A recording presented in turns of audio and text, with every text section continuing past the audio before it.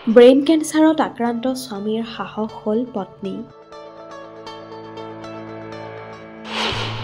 চাহানাৰ মৰম যত্নতেই ব্ৰেইন কেঞ্চাৰত আক্ৰান্ত স্বামীয়ে হাঁহিমুখে আগবাঢ়িছে।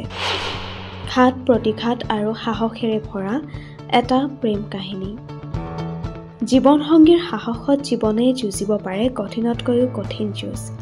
চাহানাৰ মৰম যত্নই কেঞ্চাৰ ৰোগত আক্ৰান্ত স্বামীৰ এতিয়া সংগী। 4 বছৰ আগত চাহানা আৰু তেওঁৰ স্বামীয়ে আৰম্ভ কৰিছিল বৈবাহিক জীৱনৰ। চাহানাৰ সৈতে সপোনৰ সংসাৰখন দুয়োৰে ঠিকেই আগবাঢ়িছিল। কিন্তু হঠাতে অহা এজাক ধুমুহাই সলনি কৰিছিল দুয়োৰে জীৱন। হঠাতেই চাহানাৰ স্বামী অসুস্থ হ'বলৈ ধৰে আৰু মেডিকেলত ভৰ্তি কৰোৱাই বিভিন্ন পৰীক্ষা নিৰীক্ষা কৰাৰ পাছত ধৰা পৰে যে তেওঁ আক্ৰান্ত হৈছে ব্ৰেইন কেঞ্চাৰত। জীয়াই থকাৰ সকলো আশা হেৰুৱাৰ পাছতো সেই সময়ত পত্নী চাহানাই আশা দিছিল স্বামীক।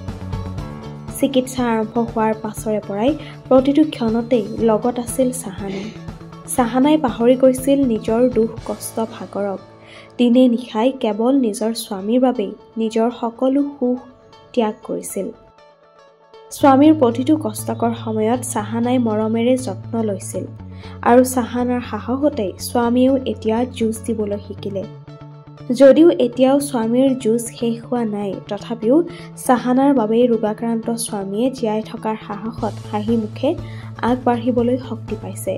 সঁচাকৈ যি সময়ত পৰকীয়া প্ৰেমৰ নামত স্বামী বা স্ত্ৰীয়ে একেলগে থাকিবলৈ নিবিচাৰে, সেই সময়ত চাহানাৰ দৰে পত্নী পোৱাটো এটা ভাগ্যৰ কথা।